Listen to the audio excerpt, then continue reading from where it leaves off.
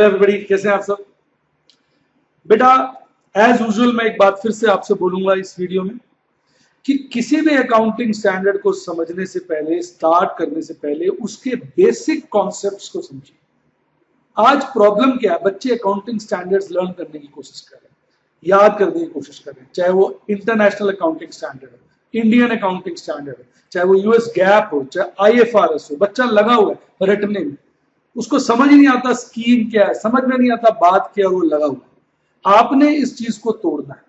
कभी भी accounting standard पढ़ने से पहले आप बेसिक कॉन्सेप्ट पढ़िए। अगर आप मेरी वीडियो क्लासेस ले रहे हैं तो जब भी कोई स्टैंडर्ड पढ़ेंगे तो उसमें पहले वीडियोस होंगी, कॉन्सेप्ट 1, कॉन्सेप्ट 2, कॉन्सेप्ट 3, कॉन्सेप्ट 4। पहले इस तरह की वीडियोस को आप डिटेल में पढ़ लें और उसके बाद वीडियोस होंगी स्टैंडर्ड के ऊपर। तो आपको जरा भी दिक्कत नहीं आएगी, स्टैंडर्ड आपके खून में मिल जाएगा। आइए आगे बढ़ते हैं। Basic concept for employee benefits. Employee benefits के अकाउंटिंग स्टैंडर्ड को समझने के लिए हमें कुछ कॉन्सेप्ट समझने की जरूरत है, जिसकी मैं चर्चा कर रहा हूं इन वीडियोस के अंदर। एम्प्लॉय बेनिफिट्स, देखिए जो कंपनीज होती हैं वो नाना प्रकार के एम्प्लॉय बेनिफिट्स अपने एम्प्लॉयज को देती है। पर्पस उसका यही होता है कि एम्प्लॉय की सेटिस्फेक्शन बढ़े, एम्प्लॉय का कॉन्फिडेंस बढ़े, एम्प्लॉय कंपनी में टिक के काम करे, कंपनी के लिए काम करे और अपनी अच्छी परफॉर्मेंस दे। इसके साथ साथ गवर्नमेंट रेगुलेशंस भी होती हैं जिनको ध्यान में रखते हुए हर कंपनी कुछ ना कुछ प्रकार की एम्प्लॉय बेनिफिट स्कीम्स अपने एम्प्लॉयज के लिए निकालती है। तो आइए हम उन एम्प्लॉय बेनिफिट स्कीम्स की बात करें। सबसे पहले शॉर्ट टर्म बेनिफिट्स। अब बहुत सारी गवर्नमेंट की, बहुत सारी कंपनीज की ऐसी स्कीम्स होती है जिसका बेनिफिट एम्प्लॉय को विद इन अ ईयर मिल जाता है। विद इन अ ईयर, जो within a year benefit मिल जाए उसको हम कह देते हैं शॉर्ट टर्म बेनिफिट्स, राइट। आइए, short term benefits, employee benefits such as wages, salaries and social security contributions, paid annual leaves and paid sick leaves, profit sharing and bonuses, ये सब शॉर्ट टर्म बेनिफिट्स के under आते हैं। अगर इसमें condition है, उस कंडीशन को आपने समझना है। If payable within 12 months of the end of the period, यानी कि वो बेनिफिट्स एम्प्लॉयज को जो within a period of 12 months after the end of the period मिल जाते हैं, उनको हम शॉर्ट टर्म बेनिफिट्स कहते हैं।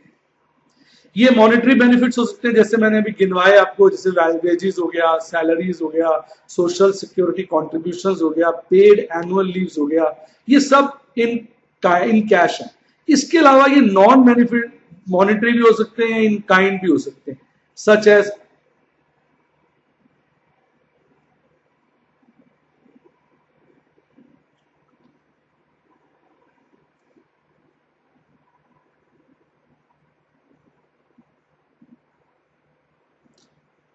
and non-monetary benefits such as medical care, housing, cars, free or subsidized goods or services for current employees। तो आपको बिल्कुल क्लियर हो गया होगा। एम्प्लॉय बेनिफिट, जब आप नौकरी की सोचते हैं ना, तो सबसे पहले आपके दिमाग में जो बेनिफिट्स आते हैं वो शॉर्ट टर्म बेनिफिट्स होते हैं। भाई क्या तनख्वाह मिलेगी, क्या मेरी सैलरी होगी, क्या मुझे छुट्टियां मिलेंगी, क्या बस सैलरी इतनी है या मुझे प्रॉफिट शेयरिंग बोनस में मिलेगा, क्या सिक लीव्स हैं, मेरे मेरे बेनिफिट के लिए सोशल सिक्योरिटी कॉन्ट्रीब्यूशंस क्या है। तो जो आप इमीडिएटली आपके दिमाग में बातें आती हैं कंपनी को ज्वाइन करते वक्त, नॉर्मली वो शॉर्ट टर्म बेनिफिट्स होते हैं। तो शॉर्ट टर्म बेनिफिट्स वो बेनिफिट्स हो गए जो कंपनी प्रोवाइड करती है अपने एम्प्लॉयज को, और ये कंपनी को within a period of 12 months देना होता है। ये मॉनेटरी और नॉन मॉनेटरी दोनों इंक्लूड करते हैं। तो शॉर्ट टर्म बेनिफिट्स बढ़िया से बेटा क्लियर हो गया। आगे बढ़ते हैं। शॉर्ट टर्म बेनिफिट्स के बाद जो दूसरे कैटेगरी के बेनिफिट्स होते हैं उनको हम कहते हैं long term benefits, other long term benefits. जब आदमी किसी कंपनी को ज्वाइन करता है, स्टोरी की तरह सुना रहा हूं, कि उसको सबसे पहले शॉर्ट टर्म बेनिफिट्स की इच्छा होती है, शॉर्ट टर्म बेनिफिट दिखता है, ज्वाइन कर लेता है। फिर जैसे वो पुराना होने लगता है तो उसके दिमाग में घूमती है लंबे पीरियड की बात है। अगर कंपनी उसको अदर लॉन्ग टर्म बेनिफिट्स नहीं देती ना, तो उसको लगता है मजा नहीं आ रहा नौकरी में, इसलिए कंपनी अपने एम्प्लॉयज को खुश रखने के लिए और गवर्नमेंट एम्प्लॉयज की सेफ्टी और सिक्योरिटी के लिए other long term benefits employee schemes को प्रिस्क्राइब करती है, जो कंपनियां ज्यादातर बड़ी कंपनियां तो जरूर ही देती। अब इसमें कौन सी आती है, आइए देखिए। लॉन्ग टर्म सर्विस लीव और सबैटिकल लीव, लंबे पीरियड के लिए कंपनी छुट्टियां देती है। इसके अलावा लॉन्ग टर्म डिसेबिलिटी बेनिफिट्स, पर इन सब की बात यह होती है कि they are not payable wholly within 12 months after the end of the period. तो ये 12 महीने से ज्यादा पीरियड में पे होते हैं। तो शॉर्ट टर्म बेनिफिट्स वो हो गए जो एम्प्लॉय को विद इन 12 months पे हो जाते हैं, और लॉन्ग टर्म बेनिफिट्स वो हो गए जो एम्प्लॉय को 12 मंथ के बाद भी पे होते हैं, थोड़े बहुत पहले भी हो सकते हैं, पर सारे के सारे विद इन 12 months पे नहीं होते। उनको पे करने के लिए एक लंबा पीरियड कंपनी अपने हाथ में रखती है ताकि एम्प्लॉय टिका रहे। तो इसमें प्रॉफिट शेयरिंग बोनस भी हो सकता है, डेफर्ड कंपनसेशन भी हो सकती है। तो कोई भी इसमें आइटम कंपनी रख सकती है जो कंपनी प्रॉमिस करती है कि एम्प्लॉय को दिया जाएगा उनकी लॉन्ग टर्म स्टे को मद्देनजर रखते हुए। इसलिए इसका जो पेमेंट का पीरियड होता है वो बियॉन्ड 12 months होता है। तो एक तरफ हो गए आपके शॉर्ट टर्म बेनिफिट्स, दूसरे हो गए लॉन्ग टर्म बेनिफिट्स। अगर हम अकाउंटिंग स्टैंडर्ड के पॉइंट ऑफ व्यू से बात करें तो ये हमारे लिए इतना प्रॉब्लम का विषय नहीं है। अकाउंटिंग स्टैंडर्ड के हिसाब से ये इतना प्रॉब्लम का विषय नहीं है। प्रॉब्लम का जो सबसे ज्यादा विषय है accounting standard point of view से, वो है पोस्ट एम्प्लॉयमेंट बेनिफिट।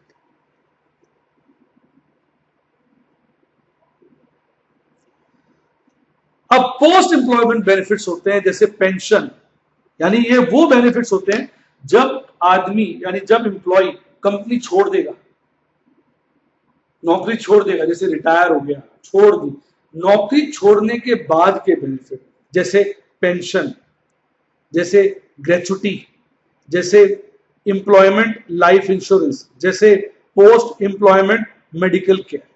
तो ये वो बेनिफिट्स होते हैं जो एम्प्लॉय को मिलते हैं after he leaves the company. इसलिए वर्ड क्या यूज किया गया, पोस्ट एम्प्लॉयमेंट, एम्प्लॉयमेंट के बाद के बेनिफिट्स। अगर हम स्टैंडर्ड के पॉइंट ऑफ व्यू से देखें, हमारे स्टैंडर्ड में सबसे ज्यादा डिफिकल्टी ये वाले बेनिफिट्स ही क्रिएट करते हैं। तो जब हम स्टैंडर्ड्स को पढ़ेंगे तो अगली वीडियो में भी मैं इनके टाइप्स बताऊंगा, पोस्ट एम्प्लॉयमेंट बेनिफिट कितने तरह के होते हैं और क्या खास बात होती है, उनकी डिटेल हम अगली वीडियो में कवर करेंगे। तो ये जो बेनिफिट्स हैं एम्प्लॉय कि इनका ट्रीटमेंट जो है अकाउंटिंग स्टैंडर्ड में बहुत ज्यादा अहमियत रखता है। तो पोस्ट एम्प्लॉयमेंट एक बार रिवाइज करते हैं, short term with in 12 months while the employee is in job, other long term beyond 12 months while the employee is in job, post employment after the employee has left the organization, post leaving the organization, नौकरी छोड़ने के बाद के benefits. Clear? अब चौथे हो जाते हैं termination benefit. Post employment termination देखने में आपको थोड़ा सा मिक्स कर देंगे, लेकिन बड़ा सिंपल है। देखिए, termination benefits are payable because of a decision to terminate an employment before the normal retirement date और an employee's decision to accept voluntary redundancy in exchange for those benefits.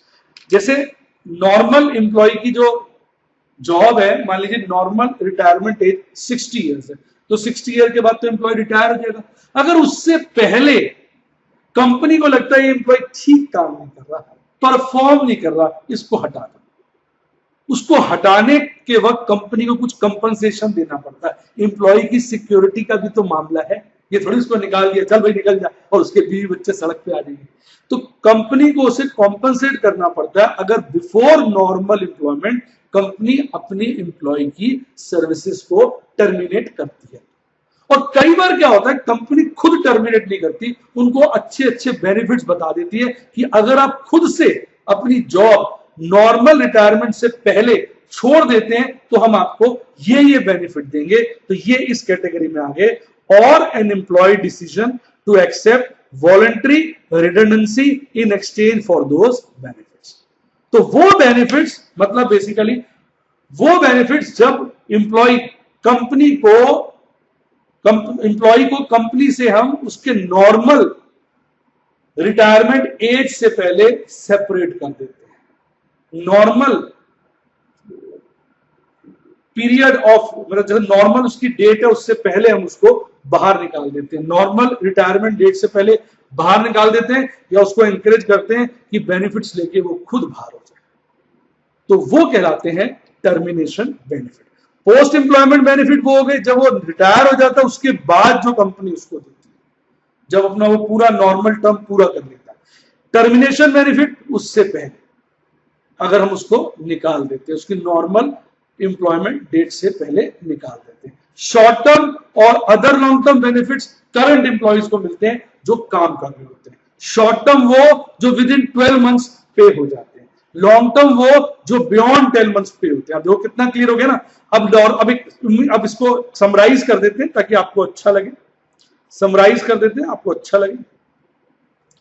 आइए, बड़ा अच्छा समराइज। ये हमारे mister Ramlal है, ठीक है। अब इन्होंने कंपनी को ज्वाइन किया और ज्वाइन करते ही इनको क्या मिलना शुरू हो गया, शॉर्ट टर्म बेनिफिट्स मिलने शुरू हो गया।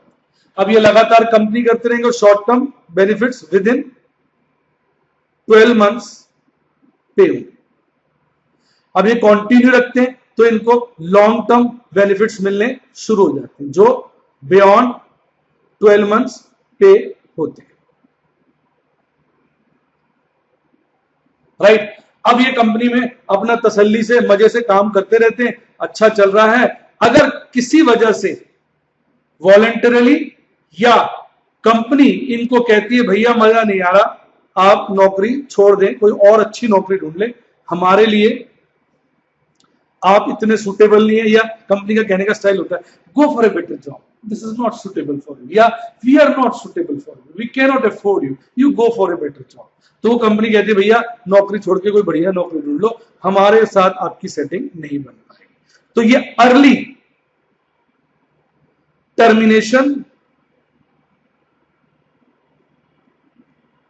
और रिमूवल ऑफ एम्प्लॉय, ये वो बेनिफिट हो गए जो हम एम्प्लॉय को उसकी नॉर्मल रिटायरमेंट डेट से पहले रिमूव करने पर देते हैं ताकि उसका गुजारा चलता रहे, उसको एकदम ज्यादा हार्श ना हो उसको। और लास्ट कैटेगरी हमारी आ गई पोस्ट टर्मिनेशन, जब वो नॉर्मल कंपनी के सारे का after normal retirement from the company. तो ये वो बेनिफिट हो गए जो वो नॉर्मल कोर्स में कंपनी से लेता है बेनिफिट। कैसा रहा? तो ये कंटिंजेंट है, ये भी सबको मिलते हैं। ऐसा नहीं है कि अगर वो कंपनी छोड़ के दूसरी कंपनी ज्वाइन करता है तो उसमें सिस्टम होता है कि जो बेनिफिट इससे मिल रहे होते हैं वही कंटिन्यू हो जाते हैं दूसरी कंपनी में। वो स्कीम्स में जो पैसा जुड़ा होता है वो दूसरी कंपनी का ज्वाइन करता है, वहां वो फंड ट्रांसफर हो जाता है। वो टेक्निकलिटीज है। इसका मतलब ये नहीं है कि नॉर्मल कोर्स में एम्प्लॉय छोड़ के जा रहा है तो उसको जो बेनिफिट दिए जाते हैं वो पोस्ट एम्प्लॉयमेंट। ये एक्स्ट्रा बेनिफिट से टर्मिनेशन पे। कहने का मतलब ये है कि अगर उसको अपनी डेट ऑफ रिटायरमेंट से पहले नौकरी छोड़ता है तो उसको ये दोनों बेनिफिट मिल सकते हैं, पोस्ट एम्प्लॉयमेंट भी और टर्मिनेशन भी। और अगर वो नॉर्मल रिटायर होकर नौकरी छोड़ता है तो उसको पोस्ट एम्प्लॉयमेंट मिलेगा। यानी टर्मिनेशन बेनिफिट कंटिंजेंट है कि अर्ली रिटायरमेंट कह लो, अर्ली रिटायरमेंट पर दिए जाते हैं या अर्ली रिमूवल पे दिए जाते हैं या अर्ली वर्क जरूरी है। और पोस्ट रिटायरमेंट अर्ली मतलब नॉर्मल कोर्स में दिए जाते हैं, आफ्टर नॉर्मल कर दे छोड़ देते हैं, आफ्टर रिमूवल कर देते हैं, आफ्टर रिटायरमेंट जब वो छोड़ देता है उसके बाद दिए जाते हैं। ठीक है कि नहीं? ये बेनिफिट्स वो हैं जो उसको मिलते हैं। यानी टर्मिनल बेनिफिट कंटिंजेंट है, पोस्ट एम्प्लॉयमेंट बेनिफिट नॉर्मली जब एम्प्लॉय कुछ साल कंपनी में नौकरी करके छोड़ता है तो उसको मिलते हैं depending upon the type of scheme. कुछ स्कीम्स ऐसे होती है इस कंपनी में चल रही है, जब वो छोड़ता है वो स्कीम में से पैसा नहीं निकल सकता, वो दूसरी कंपनी में ज्वाइन करता है तो वो पैसा उसकी, वो जो कंपनी उसको स्कीम प्रोवाइड करती है उसमें ट्रांसफर हो जाता है। वो गवर्नमेंट की अपनी टेक्निकलिटीज है, वो country to country, place to place differ करता है। तो बताइए, आपको मस्ती से क्लियर हो गया एम्प्लॉय बेनिफिट्स क्या होते हैं? एम्प्लॉय बेनिफिट्स 4 प्रकार के होते हैं, short term benefits, other long term benefits, post employment benefits, termination benefits. इनमें तीन चारों में देखा जाए टर्मिनेशन बेनिफिट कंटिजेंट है, वो तभी होगा जब एम्प्लॉय की सर्विसेज को हम अर्ली टर्मिनेट कर देते हैं। कैसा लगा है?